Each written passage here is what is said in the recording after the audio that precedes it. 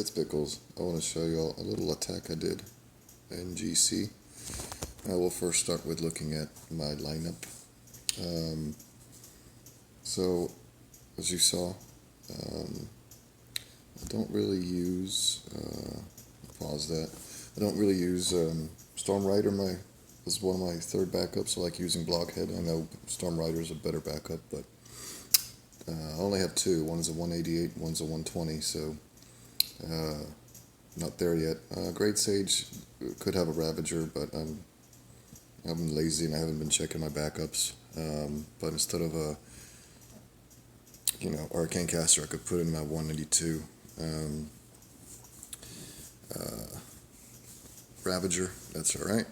Real quick on enchant levels, Storm Rider is at 207. Everyone else is in the 120 to 130 range. Glyphs. I have okay glyphs. They're mostly 8 to level 10 or 12, depending on what it is. Anyway, I wanted to go up against this guy, SAU, and he's from a guild. Actually, our GC this week was very easy, and I told the guys the only account in this on this guild that is going to be tough is this guy. Just by looking at his heroes, like everyone else was, I don't know, very developing, I guess. But he had a very good setup. He had the Storm Rider, Rav, and Burke set up on every hero except Penth. Instead of Storm Rider, he had Pangoli on Penth. But as you see, basically the lineup you want. Enchant levels also are pretty good.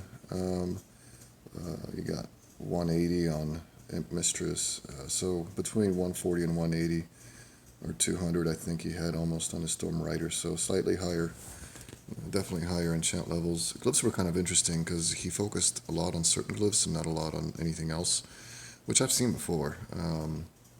So it's kind of, it's one way of doing it, I guess. Zafan didn't really have glyphs to speak of, and all level 1s almost, so that was good, that was promising. But anyway, here's the attack. If I could just get around to it from my previous video that I recording over, so I can kind of help you guys follow along. So I'm just going to pause it here. What I normally do is I pick a spot where I try to think, okay, this is where Ren's going to come over. As you see, Ren is central. His heroes are fairly spread out, which actually worked to my advantage because they didn't come over immediately.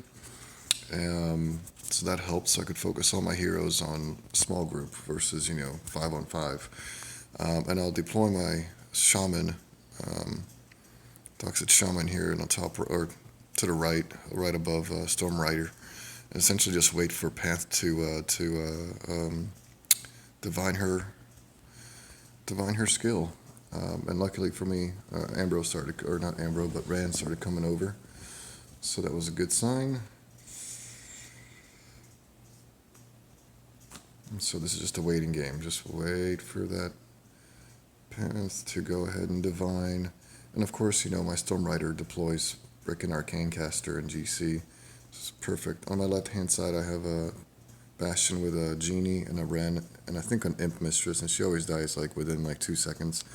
But the Genie's okay, and he stays alive long enough to deploy his Divine skill, which then helps with ensuring that his Ren, there it goes, does not revive heroes as I'm slowly killing them, which helped a lot. And as soon as I killed his Ren, that's basically when you know it's over. His Enchantress came out of Bastion. He had 4 heroes coming out of Bastion. I will lose my Ren. If I had to do it over again, I probably wouldn't have put her there, but that's probably the best spot to put her. Maybe top after Zafan moved. Yeah, there's Arcane coming out of Bastion. After her, I believe, is Shaman. So it was Enchant, Tidal Guardian, Arcane Caster, and Shaman came out. And at this point, I pretty much get the game. Yeah, his Storm dies, and then his Berserker dies, and I'm in the clear to getting as many points as I can, and I figured I'd at least try, because I wanted to wear this base down as much as possible for my bigger account to go hit, and I did the exact same hit with my bigger account, and it worked out pretty nicely. So Hope you guys enjoy that. See ya.